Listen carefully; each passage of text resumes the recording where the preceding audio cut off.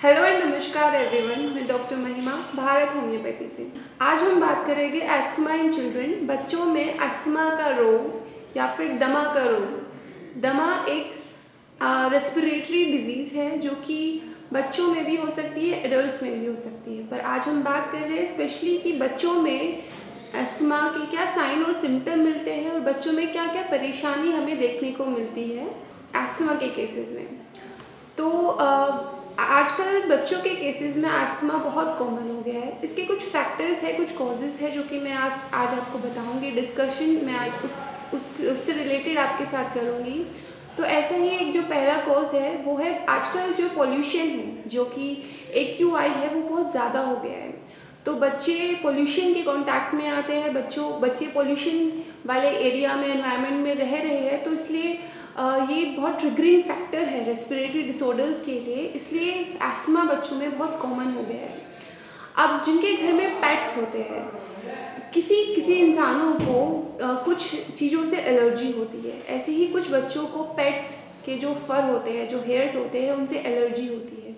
तो वो उनकी रेस्पिरेटरी डिजीज़ को ट्रिगर करते हैं, वो एक ट्रिगरिंग फैक्टर का काम करते हैं।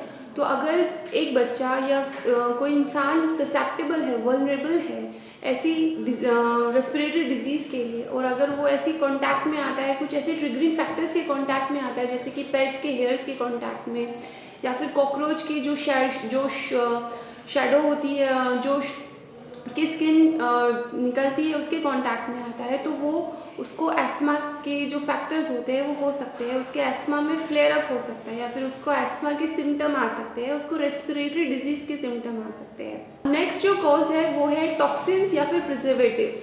आजकल बच्चे, हमारा लाइफस्टाइल ऐसा हो गया है कि हम प्रिजर्वेटिव फूड्स का ज़्यादा इंटेक करने लगे हैं। बच्चे भी प्रिजर्वेटिव फूड्स का कंजम्पशन ज़्यादा कर रहे हैं, टॉक्सिन केमिकल्स के कांटेक्ट में ज़्यादा आ रहे हैं। तो ये फैक्टर, जो ये कुछ फैक्टर्स है, ये कुछ फैक्टर्स इन्हांस कर रहे हैं कि रेस्पिरेटरी डिजीज़ की तरफ हमारे जो बच्चे हैं, आजकल के जो बच्चे हैं, जनरेशन के जो बच्चे हैं, वो ज़्यादा रेस्पिरेटरी डिसऑर्डर से सफ़र कर रहे हैं, एस्थमा की कंडीशन से ज़्यादा सफ़र कर रहे हैं। तो पहले भी मैंने आपको बताया था कि एस्थमा होता क्या है, एस्थमा में साइन और सिम्टम क्या होते हैं। एस्थमा में जनरली हमारे जो एयर पैसेजेस होते हैं उसकी नैरोइंग हो जाती है, वहाँ पर इन्फ्लेमेशन हो जाती है, जिसको सोरनेस भी कह सकते हैं। जब सोरनेस होती है तो वहाँ पर इन्फ्लेमेशन के होने के कारण सिकुड़ जाती है हमारी एयर पैसेजेस, और वहाँ पे म्यूकस का डिपोजिशन होने लगता है।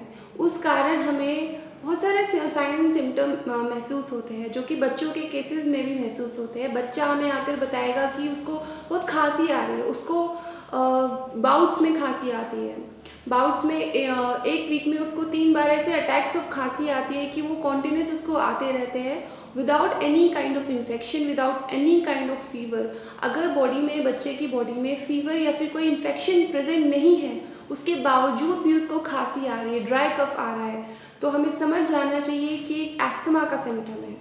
दूसरा जो सिम्टम बच्चों के केसेस में मिलता है कि बच्चे जब खेल रहे होते हैं, बच्चे जब एक्सरसाइज कर रहे होते हैं, खेल रहे होते हैं, या फिर कोई भी फिजिकल एक्टिविटी कर रहे होते हैं, तो वो कंप्लेन करते हैं कि उनको सांस लेने में दिक्कत हो रही है। अगर वो आपको बोल रहे हैं कि उनको सांस लेने में दिक्कत हो रही है, घबराहट भी महसूस हो रही है, तो ये भी एक एस्थमा का सिम्टम है। नेक्स्ट जो सिम्टम है कि आम भाषा में हम कहते हैं कि सीटी जैसी आवाज़ हमें बच्चों की छाती से, चेस्ट से आ रही है, जब वो ब्रीथ आउट कर रहे हैं। एक्सपिरेशन के टाइम पर विस्लिंग आवाज़ आ रही है, जिसको हम मेडिकल टर्म में बोलते हैं वीजिंग साउंड। अगर आपके बच्चे में वीजिंग साउंड, सीटी जैसी आवाज़, जो जब वो सांस छोड़ रहा है, ब्रीथ आउट कर रहा है, ऐसा महसूस हो रहा है, तो ये भी एक एस्थमा का सिम्टम होता है। अगर बच्चे को दिन के समय और रात के समय लेटते टाइम, जब वो सोने जा रहा है या फिर जब वो सोकर उठा है, जाग रहा है सुबह के टाइम, उसको खांसी, उसको कफ हो रहा है, तो ये भी एक एस्थमा का सिम्टम है। बिकॉज कि जो एस्थमा का जो मेन सिम्टम होता है वो डाययूरिनल पैटर्न से होता है, सुबह के टाइम पर ज़्यादा होता है, और जब लोग सोने जा रहे होते हैं तब ज़्यादा होता है। एस्थमा का एक कॉज ये भी हो सकता है, एस्थमा देखा गया है कि वो जेनेटिक डिजीज़ है। जेनेटिक डिजीज़ से मेरा मतलब है कि अगर हमारे पेरेंट्स को ये डिज़ीज़ है तो बच्चों में ये डिज़ीज़ होने के चांसेस बढ़ जाते हैं। अगर पेरेंट्स में या फिर बच्चे को एलर्जिक स्किन एलर्जी है या फिर पेरेंट्स में किसी को स्किन की कोई डिजीज़ है तो भी एस्थमा होने के चांसेस बढ़ जाते हैं। वो ज़्यादा ससेप्टेबल हो जाते हैं ऐसे पेशेंट या फिर ऐसे बच्चे कि उनको आगे जाकर एस्थमा की बीमारी हो सकती है।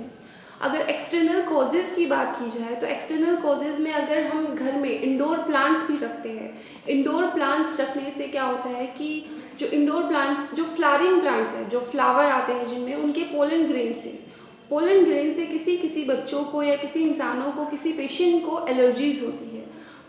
अब वो पोलन ग्रेन वो इनहेल करेंगे और वो रेस्पिरेटरी पैसेज में पहुँचेगा, वहाँ पर वो जाकर इन्फ्लेमेशन क्रिएट करता है और इसलिए कफ प्रोड्यूस होता है, एस्थमा ट्रिगर हो जाता है।